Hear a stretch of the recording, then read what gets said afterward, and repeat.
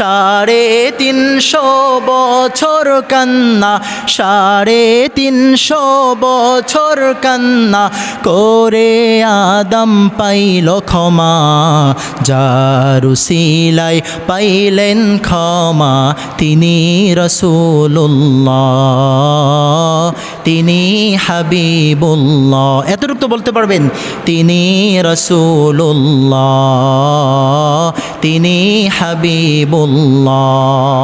আল্লাহু আকবার। আমাদের নবী এমন নবী, যেই নবীর পিঠের ঘাম সাহাবায়ে কেরাম জমা করতেন, আর ওই ঘাম থেকে মিশকে আম্বরের চেয়েও বেশি সুঘ্রাণ বের হতো। ওই ঘাম সাহাবায়ে কেরাম ছোট ছোট শিশির মধ্যে জমা করতেন। যখন বিভিন্ন বিয়ের অনুষ্ঠান হতো, দাওয়াত হইতো, ওই দাওয়াতে গিয়ে সবাইকে দিয়ে দিতেন, ব্যবহার করতেন। আল্লাহু আকবার। আমাদের নবী যদি আসমানের দিকে একটা আঙুল এভাবে করতেন তাহলে চাঁদ দ্বিখণ্ডিত হয়ে যাইত। নবী যদি আসমানের দিকে এভাবে তাকাইতেন, মেয়ারাজ হয়ে যায়। আমার নবী কেমন নবী!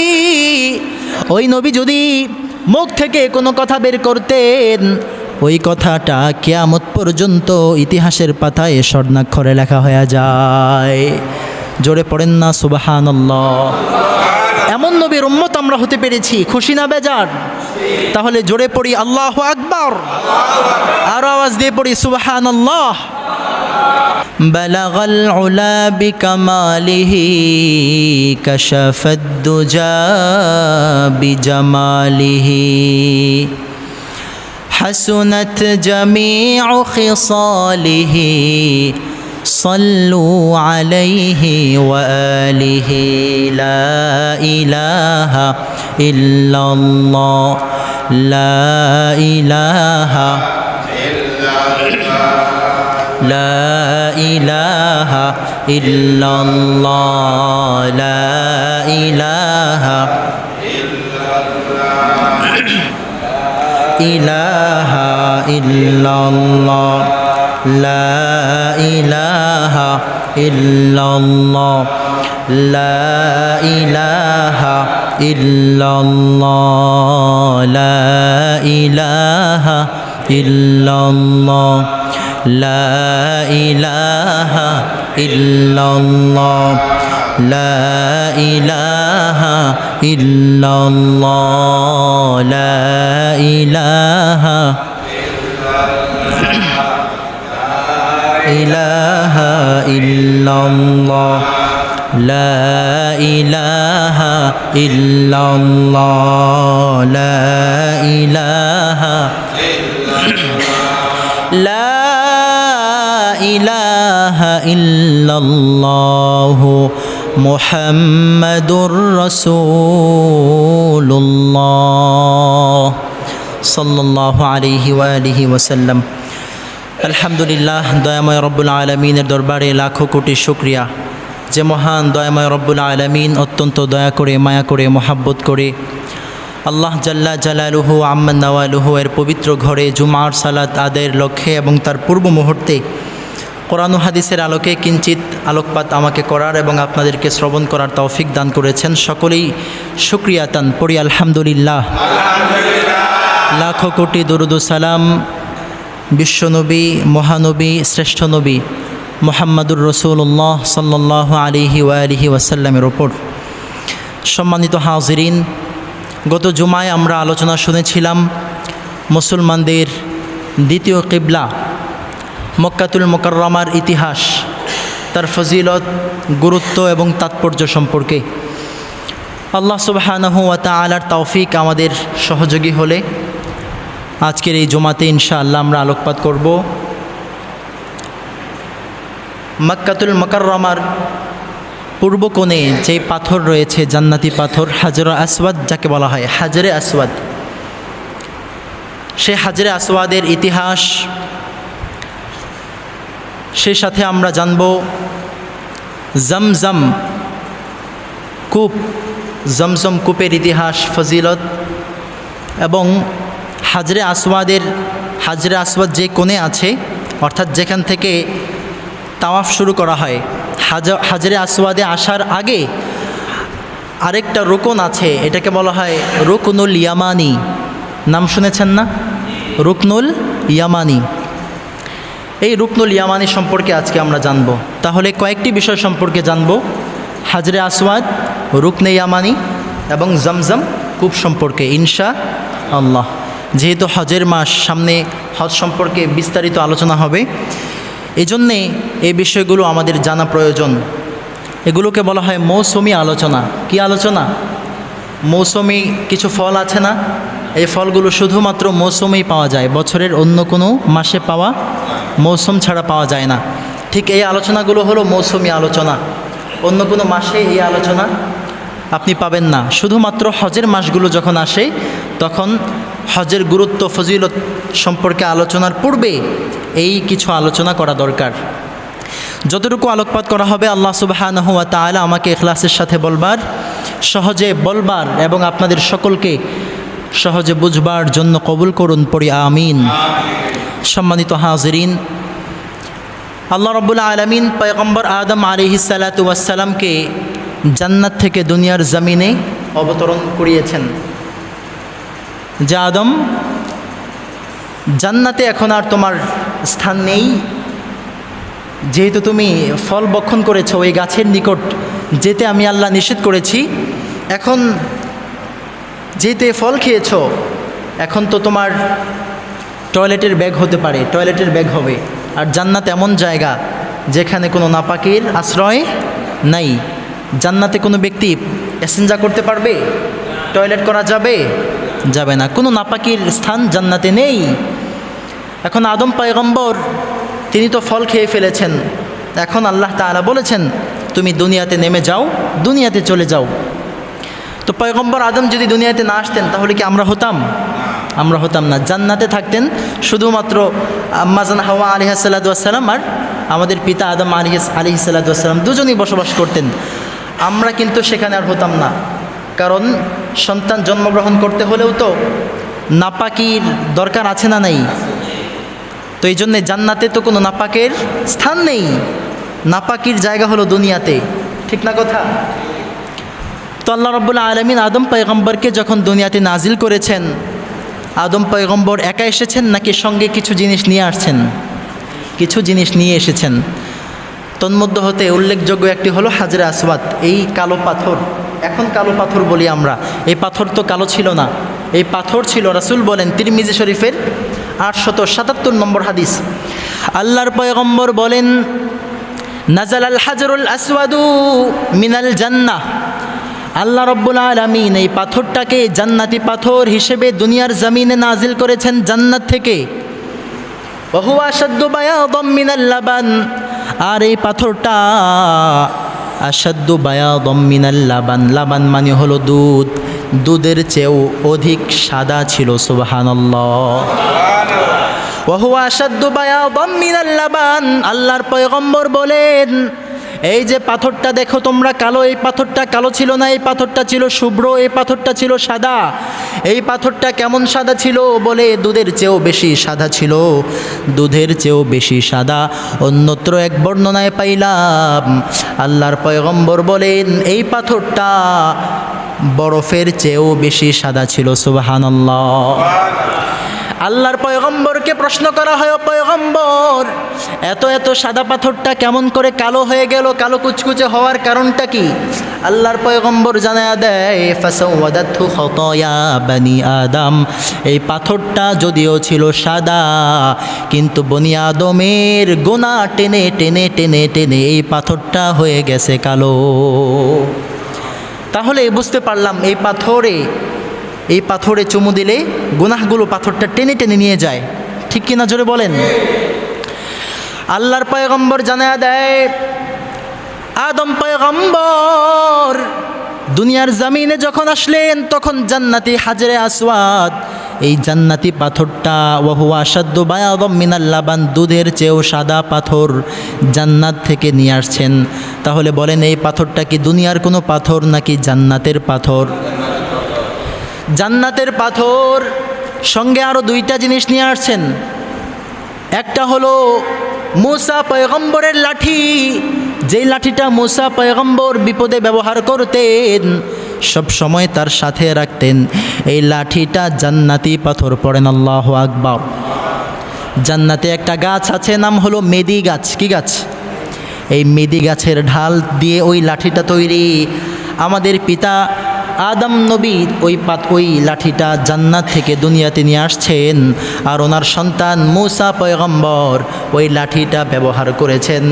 এই নবীর উম্মতের দল ওই লাঠিটা দিয়ে মূসা পয়গম্বর ছাগলের জন্য যখন গাছ থেকে পাতা পাড়তেন ওই লাঠির সাহায্যে পারতেন। আবার যখন ফেরাউনের জাদুকর এক বাহিনী, যখন ছোট ছোট সাপ তারা জাদুর মাধ্যমে পয়গম্বর মূসার সামনে দিয়ে দেয়, পয়গম্বর মূসা আল্লাহ তাআলার দরবারে সাহায্য চায়।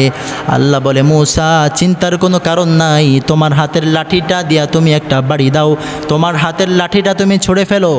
ছুঁড়ে ফেলতে দেরি হয়, সঙ্গে সঙ্গে বিশাল আকৃতির এক সাপ হইতে দেরি হয় না। সুবহানাল্লাহ পড়তে পারলেন না? শুধু সাপই হয় নাই, বিশাল আকৃতির এক সাপ হয়েছে। সাপ হওয়ার পর ওই লাঠি ওই জাদুকরদের সব সাপগুলো গিলে খেয়ে ফেলেছে। সুবহানাল্লাহ। এ মুসলমান ইমানদার, ফেরাউন তখন বলতে লাগলো, আমি যেই জাদুকরদেরকে আনলাম এরা কি জাদুকর, এর চেয়ে বেশি অভিজ্ঞ প্রাজ্ঞ এবং দক্ষ জাদুকর হলো মূসা। জোরে পড়েন নাউজুবিল্লাহ। মূসা নবী কি জাদুকর ছিলেন? জাদুকরকে চিনতে পারে। ফেরাউন তো জাদুকর ছিল না, যার কারণে মূসা নবীকে চিনতেন না। তিনি যে জাদুকর এটা জানতে তিনি ভুল বলেছেন, ভুল অপবাদ দিয়েছেন। আর যারা জাদুকর তারা সত্যিকার অর্থেই জানতো মূসা পয়গম্বর তার লাঠি দ্বারা যে বিশাল সাপ হয়ে গিয়েছে, এটা কোনো জাদুকরদের জাদুর দ্বারা সম্ভব, কোনো জাদুকরের জাদুর দ্বারা সম্ভব নয়। আমরাও তো জাদুকর, আমরা যে সাপ বানিয়েছি এটা তো ভুয়া সাপ, মানুষের চোখের ভেলকি। কিন্তু মূসা যে সাপ বানিয়েছে এবং ওই সাপ আমাদের শত শত হাজার হাজার সাপগুলোকে গিলে খেয়ে ফেলেছে, এটা দুনিয়ার কোনো সাধারণ মানুষের পক্ষে সম্ভব নয়। সঙ্গে সঙ্গে ওই ময়দানের মধ্যে হাজার হাজার বেঈমান কাফের কালেমা পড়ে মুসলমান হয়ে গিয়েছে। কারণ ওই লাঠিটা কিসের লাঠি? জান্নাতি লাঠি। আরও একটা জিনিস পয়গম্বর আদম সঙ্গে করে নিয়ে আসছিলেন, সেটা হলো লোহা। কি সেটা? লোহা। এ মুসলমান ইমানদার, আদম পয়গম্বর ওই যে তিনটা জিনিস নিয়ে আসলেন। এক নম্বর হলো জান্নাতি পাথর, যে পাথরে আমরা চুমু খাই। দুই নাম্বার হলো মূসা পয়গম্বরের লাঠি। তিন নাম্বার হলো লোহা। আদম আলাইহিস সালাতু ওয়াস সালাম দুনিয়াতে যখন আসলেন সঙ্গে করে তিনটা জিনিস নিয়ে আসলেন। সুবহানাল্লাহ। এবার আদম পয়গম্বর আল্লাহ তাআলার কাছে ক্ষমা চাই দুনিয়াতে আসার পর। ও আল্লাহ, আপনার আদেশ অমান্য করে যে অপরাধ করলাম, অন্যায় করলাম, আল্লাহ অপরাধ করেছি, আমি ইনসান, আমি বান্দা, আমি ইনসান। ক্ষমা করনেওয়ালা হলো রহমান। বলেন না, অপরাধ করেছি ইনসান, ক্ষমা করনেওয়ালাকে? ক্ষমা করনেওয়ালা হলো আল্লাহ, তিনি হলেন রহমান। আমরা হলাম ইনসান। ভুল করতে পারে ইনসান, তবে ক্ষমা করবেন কে? রহমান। ক্ষমা করবেন কে? এ মুসলমান ইমানদার, তাফসিরে কিতাবের মধ্যে পড়লাম, তাফসিরে কুরতুবির মধ্যে এসেছে আদম পয়গম্বর 350 বছর, 360 বছরের কথা উল্লেখ আছে। আবার কেউ কেউ বলেন না না, 400 থেকে 450 বছর পর্যন্ত কান্নাকাটি করেছে। আল্লাহকে বলেছে, আল্লাহ অপরাধ করে ফেলেছি, ক্ষমা করে দাও। ওগো আল্লাহ, আপনি যেই গাছের ফল খেতে নিষেধ করেছেন সেই গাছের ফল ভক্ষণ করে ফেলেছি। আবার কোনো মুফাসসিরিনে কেরাম বলেন 400 বছর আর 500 বছর নয়, লাগাতার 600 বছর পর্যন্ত আল্লাহ তাআলার দরবারে কান্নাকাটি করেছে, ক্ষমা চেয়েছে। বলেন না কয়শো বছর? আমরা যদি সর্বনিম্নটাও ধরি তাও 350 বছর। কয়শো বছর? এত বছর কান্নাকাটি করার পর আল্লাহ তাআলা কোনো জবাব দেন না, আল্লাহ তাআলা কোনো সাড়া দেন না। হঠাৎ করে পয়গম্বর আদমের মাথায় একটা প্ল্যান আসলো, মাস্টার প্ল্যান। তিনি মোটামুটি ভেবে নিলেন যে এভাবে যতই কান্নাকাটি করি ক্ষমা পাওয়া যাবে না। ক্ষমা যদি পেতে হয় তাহলে জান্নাতে আমি যখন সিজদা থেকে মাথা উঠাইলাম, আল্লাহ তাআলার নামের সঙ্গে আরও একটা নাম আমি দেখতে পাইলাম। ওই নামটার কিছু নয়, ওই নামটাই হলো মুহাম্মদ। কি নাম? সবাই বলেন মুহাম্মদ। মুহাম্মদ আল্লাহ তাআলার বন্ধু। আদম পয়গম্বর মনে মনে ভাবলেন, শত শত বছর কান্নাকাটি করার পর যেহেতু ক্ষমা পাই নাই, আল্লাহ তাআলা কোনো জবাব দেন নাই, সাড়া দেন নাই, আমি যদি ওই মুহাম্মদ নামের উসিলায় ক্ষমা চাই, আমার মনে হয় আমার আল্লাহ এই নামের উসিলায় আমাকে ক্ষমা করে দিবে। আমাদের নবীকে আল্লাহ তাআলা কম ভালোবাসেন মনে হয় নাকি? কম না বেশি? আমাদের নবীকে অনেক বেশি ভালোবাসেন আল্লাহ। আদম পয়গম্বর আল্লাহ তাআলাকে বলতে লাগলো, আসআলুকা মিন হাক্কি মুহাম্মদ ইয়া রব্বি। ওগো আল্লাহ, পয়গম্বর মুহাম্মদ সাল্লাল্লাহু আলাইহি ওয়াসাল্লামের উসিলায় আমি আপনার দরবারে ক্ষমা চাই, আপনি আমাকে মাফ করে দেন। সঙ্গে সঙ্গে আল্লাহ তাআলা সাড়া দিয়েছেন। আল্লাহু আকবার। আল্লাহ তাআলা ডাক দিয়ে বলে, ইয়া আদম ইরফা রাসাক। ও আদম, তুমি কার নামের উসিলায় ক্ষমা চাইলা? আমার বন্ধু, আমার হাবিব, আমার সবচেয়ে বন্ধু, সবচেয়ে প্রিয় হলো মুহাম্মদ, যাকে সৃষ্টি না করলে দুনিয়ার কোনো কিছুকেই সৃষ্টি করা হতো না। আমার বন্ধু, আমার নবী, সর্বশেষ নবী, শ্রেষ্ঠ নবী, বিশ্ব নবী, মহানবী, এই নবীর উসিলায় তুমি ক্ষমা চাইলা, আমি তোমাকে ক্ষমা না করে পারলাম না। আল্লাহু আকবার। আদম পয়গম্বর আল্লাহ তাআলার কাছে এত এত বছর ক্ষমা চেয়েছেন, শত শত বছর ক্ষমা পাই নাই। আমাদের নবীর নামের উসিলায় ক্ষমা চাইলেন, ক্ষমা করে দিয়েছেন কে? আরো আওয়াজ দিয়ে বলেন না কে? এবার আল্লাহ তাআলা বলে, আদম তুমি কেমন করে জানলা? মুহাম্মদের পরিচয় তুমি কেমন করে পাইলা?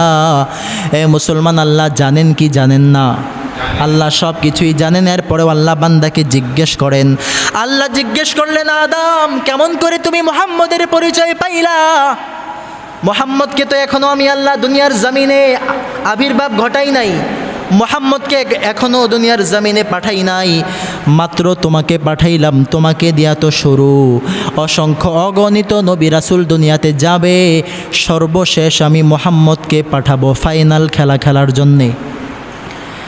আল্লাহ তাআলা আদম পয়গম্বরকে জিজ্ঞেস করে, হে আদম কেমন করে তুমি মুহাম্মদের পরিচয় পেয়েছো? আলোচনা বুঝতেছেন তো? এবার আদম পয়গম্বর বলে, আল্লাহ আপনি যখন আমাকে জান্নাতে বানিয়েছেন আমি তো আপনার সিজদা বনত হয়েছিলাম। আপনি যখন বলেছেন ইয়া আদম ইরফা রাসাক, ও হে আদম তুমি সিজদা থেকে মাথাটা উঠাও, মাথা উঠিয়ে আমি ওপরের দিকে তাকানো মাত্রই দেখতে পাইলাম ওগো আল্লাহ আপনার নামটা লেখা, আর এই নামের সঙ্গে আরও একটা নাম লেখা আছে। চিল্লা বলেন না সেই নামটা কি? আরও আওয়াজ দিয়ে বলেন কি নাম? মুহাম্মদ সাল্লাল্লাহু আলাইহি ওয়াসাল্লাম। ও আল্লাহ, এই নাম যখন আমি দেখলাম তখনই আমার বুঝতে বাকি নাই এই মুহাম্মদ আর কেউ নয়, এই মুহাম্মদ হলো আখিরি নবী, শেষ নবী, শ্রেষ্ঠ নবী। চিল্লা বলেন ঠিক কিনা? এই জন্যই তো আমাদের একজন শিল্পী তিনি লিখেছেন, 350 বছর কান্না, 350 বছর কান্না করে আদম পাইল ক্ষমা, করে আদম পাইল ক্ষমা, যার উসিলায় পাইলেন ক্ষমা তিনি রাসূলুল্লাহ, তিনি হাবিবুল্লাহ। আল্লাহু আকবার।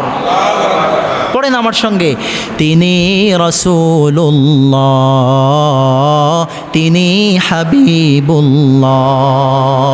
350 বছর কান্না, 350 বছর কান্না করে আদম পাইল ক্ষমা, যার উসিলায় পাইলেন ক্ষমা তিনি রাসূলুল্লাহ, তিনি হাবিবুল্লাহ। এতটুকু তো বলতে পারবেন, তিনি রাসূলুল্লাহ, তিনি হাবিবুল্লাহ। আল্লাহু আকবার। আমাদের নবী এমন নবী, যেই নবীর পিঠের ঘাম সাহাবায়ে কেরাম জমা করতেন, আর ওই ঘাম থেকে মিশকে আম্বরের চেয়েও বেশি সুঘ্রাণ বের হতো। ওই ঘাম সাহাবায়ে কেরাম ছোট ছোট শিশির মধ্যে জমা করতেন।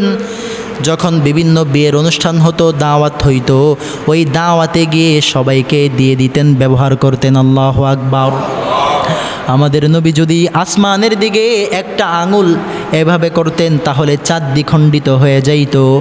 নবী যদি আসমানের দিকে এভাবে তাকাইতেন মেরাজ হয়ে যায়। আমার নবী কেমন নবী! ওই নবী যদি মুখ থেকে কোনো কথা বের করতেন, ওই কথাটা কিয়ামত পর্যন্ত ইতিহাসের পাতায় স্বর্ণাক্ষরে লেখা হয়ে যায়। জোরে পড়েন না সুবহানাল্লাহ। এমন নবীর উম্মত আমরা হতে পেরেছি, খুশি না বেজার? তাহলে জোরে পড়ি আল্লাহু আকবার, আরো আওয়াজ দিয়ে পড়ি সুবহানাল্লাহ। আলোচনা কোথায় ছিল? হাজরে আসওয়াদে নাকি? হাজরে আসওয়াদে পাথরটা পৃথিবীর জমিনে সর্বপ্রথম নিয়ে আসছেন কে? আমাদের পিতা, আমাদের আব্বাজান আদম আলাইহিস সালাতু ওয়াস সালাম। কোত্থেকে নিয়ে আসছেন? জান্নাত থেকে। কোত্থেকে? জান্নাতি পাথর। মুসলমান ইমানদার, এই জান্নাতি পাথর এই কাবা ঘরের মধ্যে ছিল। বনি আদম এখানে চুমু খায়, আর এই পাথরটা বনি আদমের গুনাহগুলো টেনে নেয়। সুবহানাল্লাহ। যখন নূহ আলাইহিস সালাতু ওয়াস সালামের মহাপ্লাবন চলে আসলো, আল্লাহ রাব্বুল আলামিন ওই মহাপ্লাবনের সময়, অনেকে বলে যে কাবা নিঃশেষ হয়ে গিয়েছে, ধ্বংস হয়ে গিয়েছে। না না, কাবা ধ্বংস হয় নাই। এই কাবাকে আল্লাহ আসমানে উঠিয়ে নিয়েছেন। কাবাকে কোথায় উঠিয়ে নিয়েছেন? তবে জান্নাতি পাথরটাকে আর আসমানে উঠান নাই। জান্নাতি পাথরটা হযরত জিবরাইল আলাইহিস সালাতু ওয়াস সালামের জিম্মাদারিতে আল্লাহ তাআলা বললেন, জিবরাইল তোমার জিম্মাদারি, এই পাথরটা তুমি জাবালে আবুল কুবাইসের মধ্যে সংরক্ষণ করে রাখো। যখন ইব্রাহিম আলাইহিস সালাতু ওয়াস সালাম আসবে, তখন আবার তুমি আমানতটা তাকে বুঝাইয়া দিবা। সুবহানাল্লাহ। মুসলমান ইমানদার, পরবর্তীতে আমাদের জাতির পিতা ইব্রাহিম আলাইহিস সালাতু ওয়াস সালাম যখন আবার পুনরায় কাবা নির্মাণ করেন, সব কাজ কমপ্লিট হওয়ার পর রুকনুল হাজরিল আসওয়াদ তথা পূর্ব দিকের যেই কোণা, সেখানে একটা পাথর আছে হাজরে আসওয়াদ। ওই পাথরটার সময়টা যখন চলে আসলো, পাথর লাগাইতে হবে। এবার আমাদের ভাই হযরত ইসমাইল আলাইহিস সালাতু ওয়াস সালামকে ডাক দেয়া বলে, কলিজার টুকরা সন্তান আমার, ইয়া বুনাইয়া, হে আমার কলিজার টুকরা সন্তান, এই জায়গায় একটা পাথর লাগানোর দরকার। যাও যাও, একটা পাথর তুমি খুঁজে নিয়ে আসো। ইসমাইল আলাইহিস সালাতু ওয়াস সালাম একটা পাথর নিয়ে আসলেন। ওই পাথর যখন পিতা ইব্রাহিমকে দিয়ে দিলেন, ইব্রাহিম পয়গম্বর ওই পাথর দেখে বললেন, এই পাথরে চলবে না, এই পাথরটা পছন্দ হয় নাই, এই পাথর তিনি পছন্দ করেন নাই। বললেন, আরও একটা পাথর তুমি খুঁজে নিয়ে আসো। পয়গম্বর ইসমাইল আবার আরও একটা পাথর খোঁজার জন্য গেলেন, পাথর আরও একটা খুঁজে নিয়ে আসলেন। এসে দেখে আমাদের পিতা, জাতির পিতা ইব্রাহিম আলাইহিস সালাতু ওয়াস সালাম হাজরে আসওয়াদ পাথরটাকে যথাস্থানে স্থাপন করে দিয়েছেন। সুবহানাল্লাহ। এবার ইসমাইল পয়গম্বর ডাক দিয়া বলে, ইয়া বাতিফাল, ডাক দিয়া বলে, হে আমার পিতা, আমি তো মাত্রই পাথর আনলাম, আর আপনি এই পাথর এখানে স্থাপন করলেন। এটা আবার কোন পাথর? আমি যে পাথর আনলাম, এই পাথর তো আপনি গ্রহণ করেন নাই। পিতা ইব্রাহিম ডাক দেয়া বলে, সন্তান আমার, এই পাথর আমাকে জিবরাইল আলাইহিস সালাতু ওয়াস সালাম দিয়েছেন। সুবহানাল্লাহ।